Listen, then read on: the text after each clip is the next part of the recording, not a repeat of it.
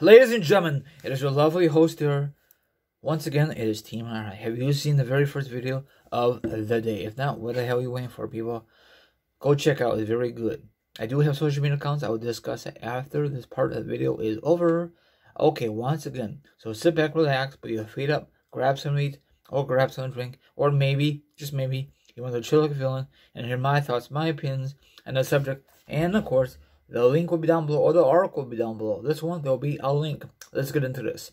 Now, I don't know if you agree with me or disagree with me. Every time there's a big event like WrestleMania and etc., we always lie about the numbers, who's attending, like Royal Rumble and like special WrestleMania. Then when we find out the real numbers, WWE just made a fool of themselves. Why do they do that? To make them look good? I don't understand that. For us, they should just tell us the truth, you know? Now, how do they know? They just guess? Do they go every scene and says, you know, I don't know how they do it. How do they know how many tickets got sold? Do they look on the computer? Because some people could buy tickets and not show up to the event. Do you have to be in the seats to make an official account? How does that work? I'm just wondering. Okay. The reason I'm bringing this up, as you know, Randy Orton will break the record for the most WWE/WF pay-per-view appearances at celebrities this Sunday when he will take his team, Matt Riddler, to face the SmackDown Tag Team Champions, the Usos. Oh, so it's about wins. Okay, I'm sorry. My mistake. So, the first part, what's your thoughts on that? And the attendance. How do they know how many tickets got sold? I just thought of that. And then this one, about Randy Orton. You know? He has been in the business very, way too long. He should just retire, but I guess he's going to keep on going until he can't go anymore. You know? He is currently tied with WWE Hall of Famer Kane at 176 pay-per-views matches. Holy crap. Kane had that many pay-per-view matches? Does that mean wins? Or just matches? Holy cow, that's insane. You guys could check these numbers out. Does that mean that they've been in business way too long? Or what? I know numbers, wins, loss, it don't mean nothing for WWE. You know why? Because I don't know if WWE really counts win or lose records. I don't know. I'm mind-boggling with these numbers. Now, off the record, Kane should retire a long time ago. He just was in the business way too long. Same thing with the Big Show, and he's still competing now with another company. So I know a lot of you will not agree with me, but it's great to have young talent. You know, I know you're gonna say they can't have all young talent. You gotta have all young talent and the veterans. But sometimes, for WWE's sake, they like to push the veterans over the young guys because McMahon is not a fan of the youngsters. But instead of pushing the youngsters, they release them. So, and then recently, they released more guys. For me, none of those guys are not a big loss. I'm sorry. John Morrison, they brought him in, and big flipping deal. He teamed up with The Miz. Sorry, that part was stupid. He should be on his own. The other people, I don't care. I'm sorry, I don't care. They don't put butts in the seats. They don't. Okay. And the character is, I can't get into these characters. Maybe I try to watch it. These new characters is very difficult. I still watch it, but it sucks.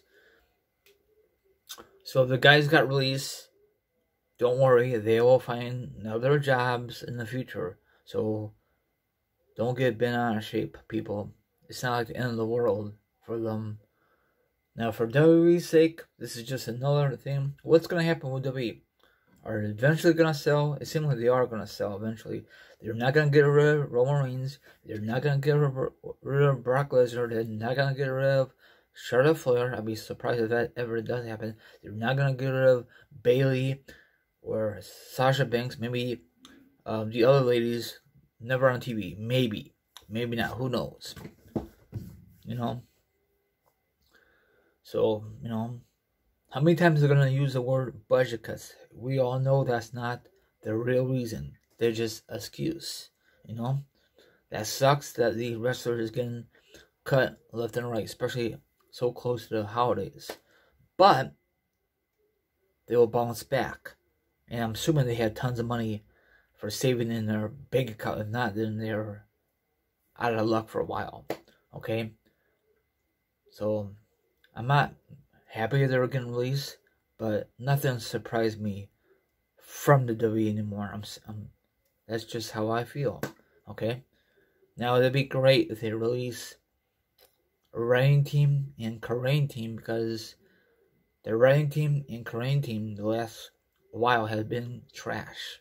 And instead of releasing your talent, release your Korean team and Reign team, and then start from fresh. But they don't want to do that. They would just want to concentrate on the wrestlers and the announcers, maybe announcers, and ring announcers. They want to get rid of those, and then upcoming superstars.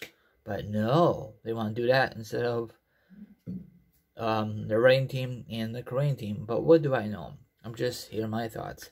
Now, I know you guys complain about the product, but for some reason you still buy WrestleMania tickets or Survivor Series tickets or any kind of merchandise, anything to do with WWE. You still watch that. So whatever, people, I don't understand you. So, for these numbers, it don't matter for me, but I just want to give you these numbers. You could tell that Kane had been in the wrestling business way too long. Probably Randy Orton probably be the all-time greatest athlete. He's great. Who do you think is better, Randy Orton or Cena? I know this video sucks. I'm sorry, but you could read the rest of it. What match are you looking forward to tomorrow night at Survivor Series? I'm not a big fan of champion versus champion. Like I said before in the past, if you want to have champion versus champion, might as well bring back bragging rights, the pay-per-view, because Survivor Series has not been really good in a very, very long time. It seems like WWE does not give a flying crap about Survivor Series. There's no build-up, nothing. They just have qualifying matches. That's the lazy way out. There's no qualifying matches. They just put them in these Survivor Series matches. And then, like the women and the guys, they had been changing it. Why? Because McMahon can't make up his flipping mind. He's the problem with this company. He's the one. Not the wrestlers. His fault. And of course, the Reign team and the Korean team, if McMahon don't like it, they gotta start from scratch. Wow. Unbelievable. Can you just imagine what's the original plan for Raw and SmackDown and the pay-per-view? But what if, Okay, sorry about random topics. Hopefully you like this video. Probably not. Now, like, subscribe, leave a comment, hit the notification, hit the subscribe. I have TikTok, Instagram, Twitch, Twitter, all my social media accounts down below. Double click the link, DM me, and hopefully you'll be on my show in the future. If not, then, well, it's sure loss. But don't make fun of me. Have a good one and enjoy the rest of your Saturday. Later, and peace out.